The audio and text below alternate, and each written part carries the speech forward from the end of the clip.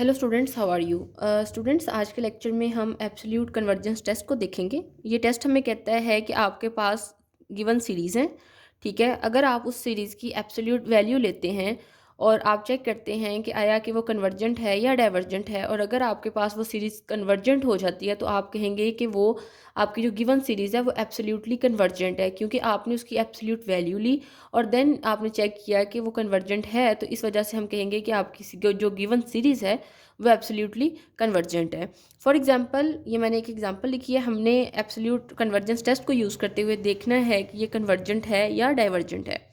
तो इसके लिए इस टेस्ट के अकॉर्डिंग आप क्या करेंगे कि summation n is equal to 1 to infinity as it is, and आपने इसकी एब्सोल्यूट वैल्यू ले ली -1 raise to power n -1 over n square.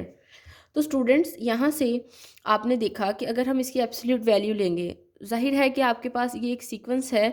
तो अगर आप इसमें सीरीज से n 1 2 3 and up to so on values substitute करते जाएंगे तो आपके पास वैल्यूज अल्टरनेट करेंगी, ठीक है, लाइक 1 -1, लेकिन एब्सोल्यूट वैल्यू की वजह से वो पॉजिटिव हो जाएंगी। तो इसका मतलब है कि आप इसको लिख सकते हैं summation n is equal to 1 to infinity and 1 over n square. Now students, you know कि बाय पी सीरीज टेस्ट आपके पास ये वैल्यू जो है वो ग्रेटर है, ठीक है, like this value is 2 and it is greater than 1। तो इस वजह से आप कहेंगे कि आपकी जो गिवन सीरीज़ है वो कन्वर्जेंट है by p series test as the value of p that is equal to 2 is greater than 1। So the given series आपके पास क्या थी कि summation n is equal to 1 to infinity -1 raise to power n -1 over n square is absolutely convergent।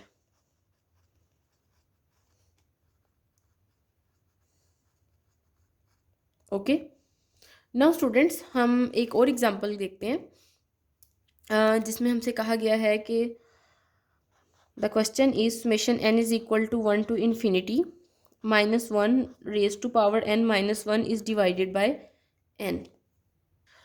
Students, अगर आपने पिछली videos देखी हैं तो पिछले लेक्चर से आपको याद होगा कि this is an alternating harmonic series.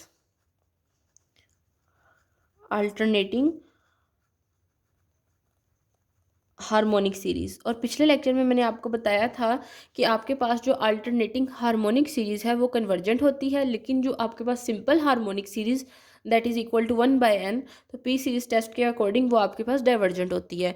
लेकिन स्टूडेंट्स, अगर यहाँ पे आप इसकी एब्सोल्यूट वैल्यू ले लें, लाइक आप इस टेस्ट को अप्लाई करें एब्सोल्यूट कन्वर्जेंस टेस्ट को, और आप इसकी एब्सोल्यूट वैल्यू ले लें, तो आपके पास आ जाएगा -1 raise to power n -1 is divided by n, and that will become equal to summation n is equals to 1 to infinity 1/n। तो स्टूडेंट्स, ये तो आपके पास हार्मोनिक सीरीज आ गई, ठीक है। अब हार्मोनिक सीरीज क्या होती है? हार्मोनिक सीरीज डेफिनेटली डाइवर्जेंट है, ओके। इसका मतलब कि हमारे पास जो ओरिजिनल सीरीज है वो एब्सोल्युटली कन्वर्जेंट नहीं है। यहाँ पे मैं लिखती हूँ कि the original series is not absolutely convergent, ठीक है। लेकिन हमारे पास जो गिवन सीरीज है वो कन्वर्जेंट है। यहाँ पे दूसरा स्टेप लिख देंगे, गिवन सीरीज इज कन्वर्जेंट।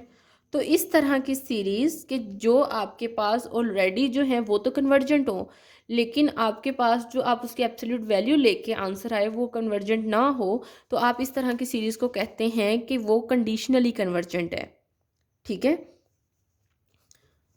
तो आप इसको कह देंगे कि summation n is equal to 1 to infinity -1 raise to power n -1 by n is conditionally convergent.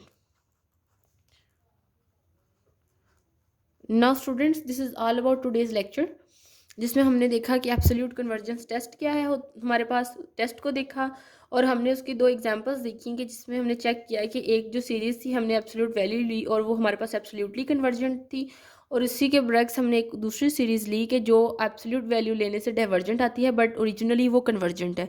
इसका मतलब है कि वो हमारे पास फिर जो है वो कंडीशनली कन्वर्जेंट हो जाएगी। Thank you so much.